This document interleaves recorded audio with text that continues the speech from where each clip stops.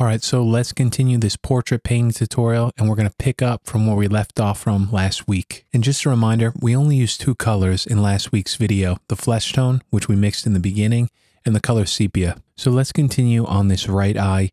And just like the left eye in last week's video, I placed in these small eyelashes using a 2H pencil. I want a bit more of a shadow on that lower eyelid, so I'm just lightly spraying in some of this flesh tone over those eyelashes. And for this small shadow underneath the lower eyelid, I'm going to spray this in freehand at first just to get the basic value in.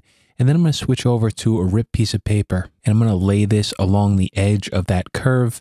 And then I'm just lightly going to spray the majority of the paint on the paper itself. I also see a very subtle line over to the right here. So same thing, just place this down and then spray the smallest amount of paint. And from here, I'm going to switch over to freehand.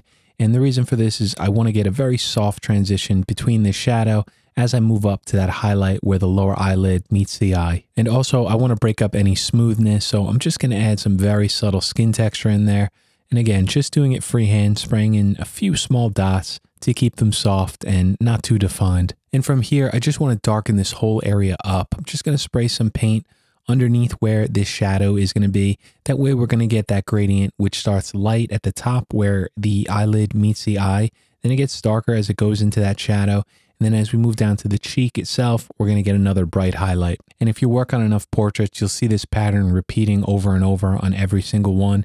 It's almost always like this. Underneath the eye, you have bright, dark, and then bright again. And the illusion that we get in the final painting is that those brighter areas look closer to us and that darker area just looks a bit more recessed. And before I start adding paint to the cheek itself, the most obvious thing I see in the reference is this dark cast shadow underneath it. So I'm going to paint that in first. And all I'm doing for this is following my pencil lines. You could still see that they're still slightly visible here, even with the paint over the top of it. And for me, that's a good thing because as I darken up the area around it, I still have those lines to guide me so that I know that the shadow is going to be in the correct place. So let's switch the focus back to the nose. And again here, what I want to do is with that flesh tone in my airbrush, just spray around the edges of it, kind of darken them and just kind of create that illusion that the edges are kind of rolling away. And as I darken up the edges, we're adding some contrast here. So that bright specular highlight, which is in the middle of the nose, is going to look brighter because remember that the only way that you can get bright areas in a painting is to have dark areas surrounding it. And from here, I'm going to move back over to that right cheek,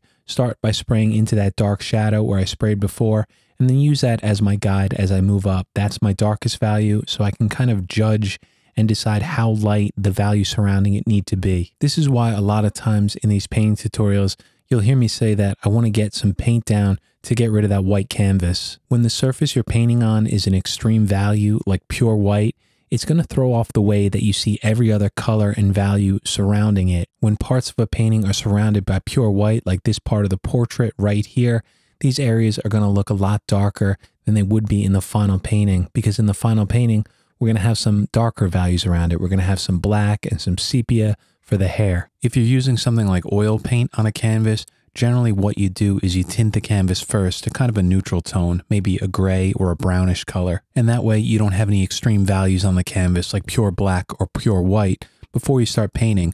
When we're painting with an airbrush and we're using transparent colors, we don't have that option because we need the white surface of the gesso underneath to erase into the paint and then give us those highlights. So if you come from a traditional painting background where you're using a lot of opaque colors like I did, it's a little tricky in the beginning to get used to seeing this pure white around your painting, but the more you paint, the more you get used to it. So let's move along to the last major part of this portrait, which is going to be the mouth. If you watched any of my other portrait painting tutorials, you'll know the trick that I'm about to tell you.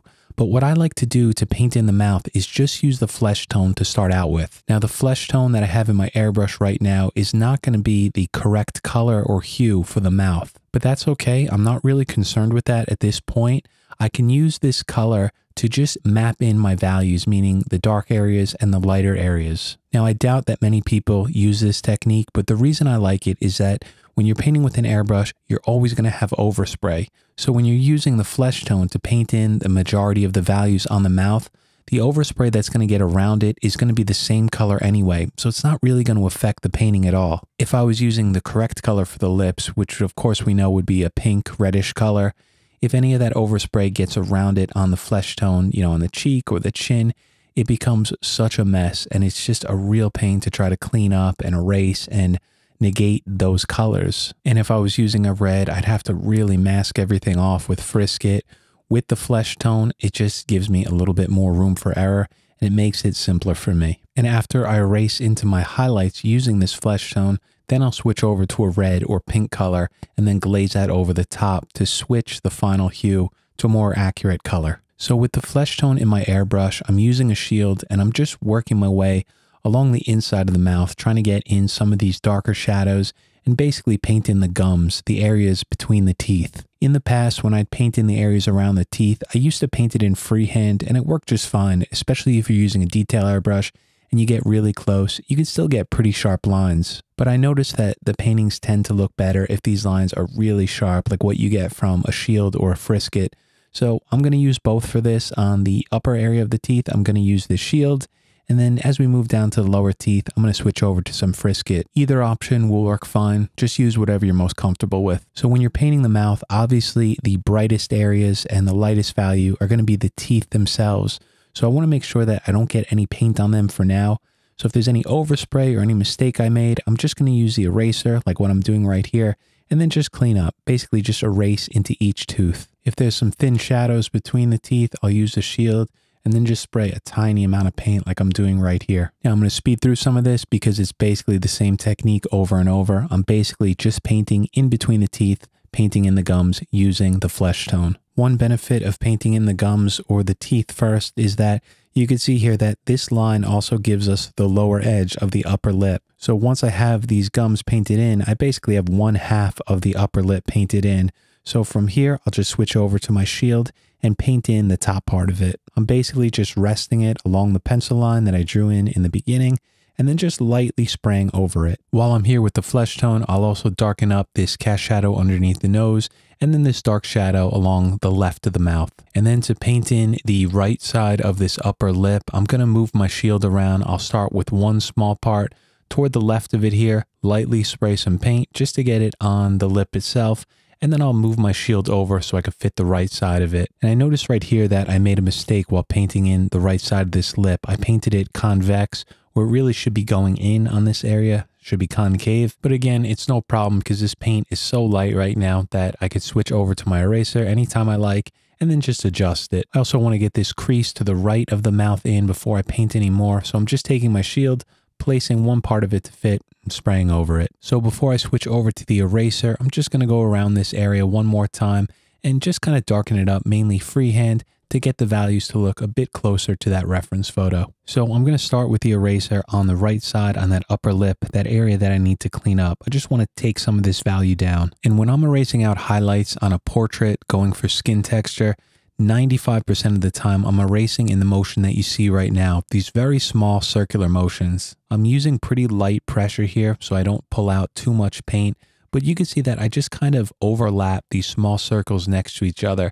And then when you look at this from far away, those subtle highlights all kind of blend together and you get what I'd consider to be an organic texture. This is an old technique that I used to use all the time with drawing in graphite or charcoal. It's just a way to get a very subtle texture in and kind of get it even by overlapping these circles together. One way that I like to think of this technique is almost like painting with the eraser. We're not pulling out a single highlight here. What we're doing is we're pulling out a mass of light, a large value of light right underneath the nose. And if you keep those small circles very tight together and just overlap them, making sure you don't miss some areas, you can pull out an even area of value. So it does look almost like it's painted in, when in reality, it's basically paint that is scratched out. But what's going on here is that some of the paint still remains and you're just seeing more of that white gesso underneath, giving you a lighter value of that initial flesh tone. And for me, this is why I love to erase on any gessoed surface, because gesso just makes that so much easier. You have so much more control over soft erasing. It's not all or nothing like a synthetic paper like Yupo. Now, another option you have instead of using a shield is to use a piece of Frisket film, which is what I'm doing right here. The paint that we just added in was probably drying for about 20 minutes. I took a break before I came back to put this Frisket film on. So when I'm using Frisket, I generally want the paint to dry just for a little bit. A few minutes usually is enough. You don't really have to let it cure unless you're spraying really, really thick layers of paint. But with an airbrush, I'm never really doing that. I'm always spraying a very thin, light dusting of paint. Now I'm going to come in with my X-Acto blade and then just cut out this area around the teeth. If you ever have trouble cutting out frisket with an X-Acto blade, I recommend replacing the blade before every painting. This is what I do because X-Acto blades are very cheap. They're very sharp, but they also dull quickly. So it's a good idea to swap them out in between each painting. You don't need much pressure when you're cutting out frisket film. I'm just very lightly pressing on the blade. The canvas underneath is very durable. I don't have to worry about actually cutting into it because it's pretty thick and that layer of gesso is pretty thick on it as well. But again, you don't want to really be, gouging into it and leaving, sharp indentations or lines. Just some light pressure and some patience and you should have no problem cutting this out. So you can see here that I just cut out a small section, mainly the left side here between the teeth. I'll come back later if I need to use some more for the right side, but for now, this is going to work. I'm switching over to the color sepia, and then I'm just lightly spraying it on this part of the frisket. I don't want to spray too much because I don't want that paint getting underneath it. And once the frisket's removed, you can see that we get some very sharp lines, but this is not perfect. There's some areas that definitely need to be cleaned up. So with this sepia, I'm just going to come around with my shield and just try to fix up some of these edges. You can see here that that sepia color is much cooler than the flesh tone we were using before. So this is going to work pretty well for the teeth. I'm going to spray it over them, paying attention to where I see some darker edges on some of them and some lighter areas. And I'm doing the best I can to not spray too much paint on the teeth. If I do, it's not really a big deal because I'm going to switch over to my eraser anyway and erase out most of the paint on these teeth. That way I'll be able to add some texture to them so they're not perfectly smooth, and also erase out some more paint in some areas to pull out some specular highlights on them. When I'm painting in teeth, one thing that I try to force myself to do is try to keep the areas in between the teeth very light. I'm not talking about the gap between the upper teeth and the lower. I'm talking about the individual gaps between each tooth. Do the best you can to keep these light and soft, not too defined, because if you darken up the areas in between, it almost looks like tooth decay or like a rotten look.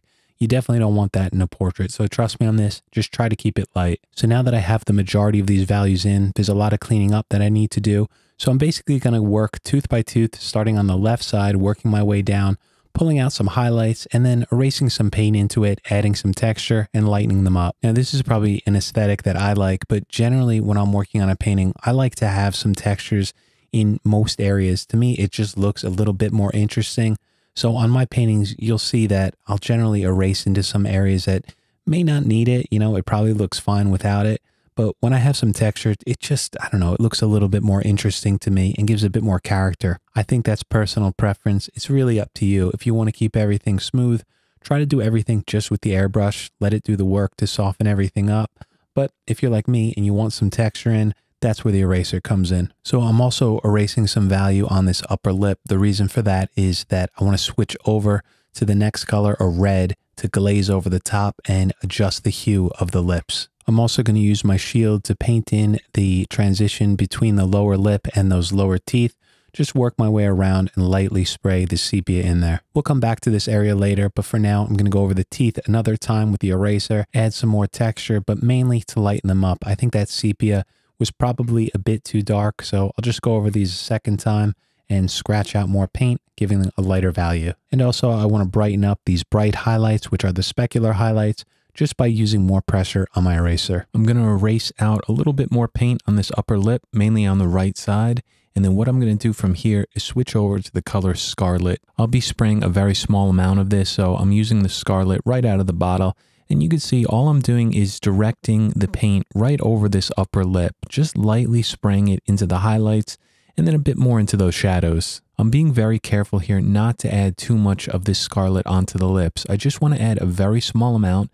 This way we shift the hue that's there, which is that desaturated orange color of the flesh tone, to a more reddish tone. I'm also going to use this color to lightly spray on the gums themselves. Again, we're just switching the color to a more pinkish red. And with that very small amount of Scarlet, we're basically optically mixing these colors. We have a small amount of red on top of that initial flesh tone. So what we're getting is kind of the same flesh tone that is just slightly moved toward red rather than orange. And subtle temperature shifts in color can play a huge role in the final painting. Some artists will do this to each shadow or each highlight, kind of adjust the colors as needed. And you could really add a lot of character to a painting. I usually don't go into that much detail. I'll generally shift the shadow toward a cooler tone. And then for the lips, I'll switch them to a warmer one. Now, the bottom row of teeth on this painting are in basically a cast shadow, so they're going to be very dark. I switched back over to the color sepia here, and I'm just working lightly to darken up the shadows and the areas in between the teeth. We'll come back to the teeth later and add some more contrast, but what I'm going to do now is switch back over to the flesh tone and start painting in this lower lip. I'm using my shield here to define the lower part of the lip. Also, that's going to be the darkest area, so we're going to need to apply more paint to that later. I'm also using a ripped piece of paper and then just lightly spraying a few thin lines on here just to add some wrinkles and some texture to the lower lip. It's obvious here that my pencil lines are still visible, and this is what I want. So as I paint in the lip here, I kind of have a guide now of where I need to pull out the highlights. So when I switch back over to an eraser, I can see that highlight line right there, and I can erase right into it. I'll use my eraser to add some texture in here, and I'm mainly focusing this light on the right side of those lines that I painted in. That way we have the highlight on the right and the corresponding shadow off to the left. And also I'm going to erase out this thin line here, which is that bright specular highlight, which goes up the whole right side of the lip. I'm also going to erase out a few of the highlights on those lower teeth. I could use the airbrush freehand now to spray in some of that darker cast shadow underneath the lower lip. And then from here, since we have the lip in, I'm switching back over to the color Scarlet, not diluted, using it straight out of the bottle. And then I'm using the same technique that we used before, painting a very thin glaze over this lower lip. You'll see I'll also be using my shield in some area to add some subtle textures with the red. This isn't really needed, but I just noticed that the lip seemed a little bit too smooth, especially on the left side up there. So I'm just coming around with my shield and just maybe adding some texture where I see that it might be needed. And you can see right here that just a small amount of Scarlet really goes a long way. The lips here look like a completely different color than the flesh tone surrounding it. And it's difficult to show this in a YouTube video, but I just sprayed such a small amount of that Scarlet. That red is so saturated and strong that a small amount really does a great job at shifting the color temperature. And just remember that when you use a transparent color to glaze over an existing color, you're not only changing the color temperature and the hue, but you're also going to darken up the value. So I'm coming in with my eraser to lighten up some areas and maybe pull out some detail and some texture that was lost with that initial glaze of Scarlet. And again, this part is difficult to show in a video, but what I'm doing here is using a very small amount of pressure. I don't want to erase too much paint. I don't want to erase into that flesh tone underneath.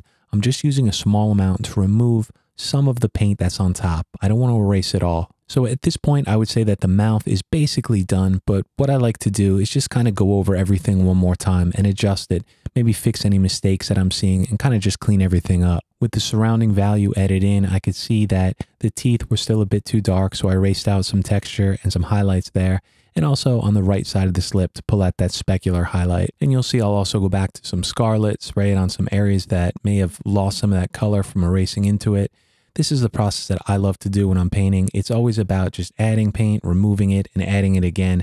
Just kind of playing around with it until I'm comfortable and happy with what I see. So from here, let's move along to the final part of this painting tutorial, where we're going to be painting in the chin and defining in the jawline. So first, I'm going to start with the jaw, and in order to paint this in, I'm using the flesh tone and this very large shield that's made by Art Tool. It's called the Bird, and it works really well for the edges of portraits, larger curves. And the way that I'm using this is basically just moving it around, getting it to fit one part of the curve, spraying some paint down, and then adjusting it to the next part, and slowly just adding these all together, working my way around it to give me a seamless curve. So basically what I'm doing here is actually painting in the outline of the neck. I'm not actually painting the face in here, but this really dark shadow is going to give us that separation between the chin and that dark cast shadow that starts at the neck. And the reason that I decided to paint the neck in first is now I can paint the face in freehand. I don't have to use any shields for this. I don't have to mask it off, because any overspray that gets around it on the neck or the hair off to the sides is not going to affect it, because those values are going to be a lot darker later on. So I'm switching back to the flesh tone here, and I'm going to paint the majority of this in freehand. I'm just going to start with that dark shadow on the left side and then just get some paint down in there. And I'm paying attention to the values around it, which are going to help me decide how much paint I need to put down.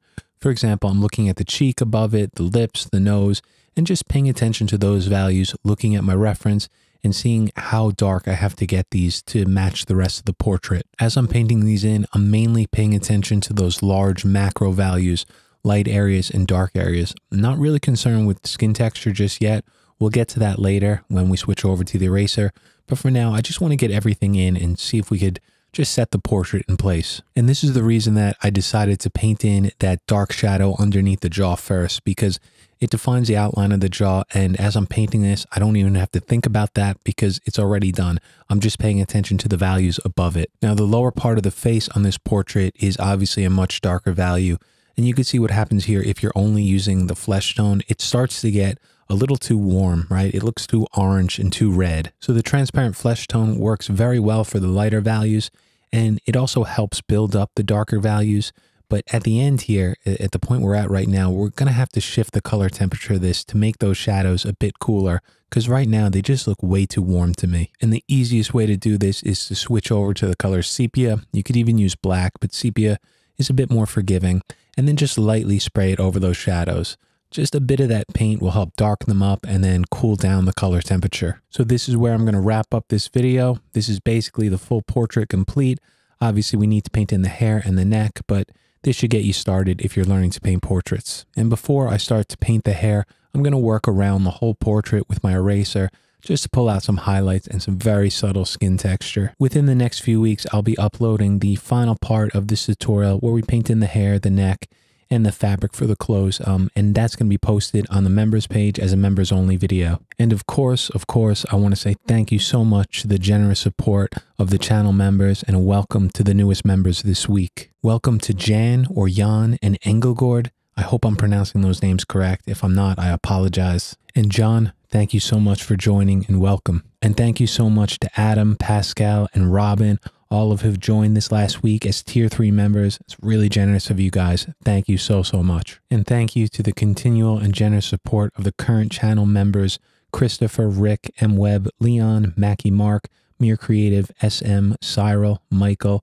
Carl, Dwayne, Pete, Ken, Robert, M. Shibley, and FM. I owe a lot to all of you guys for your really generous support, and I can't thank you enough. So that's going to complete this week's video. I'll be back here next Friday. Thank you guys so much for watching. I'll see you back here next time.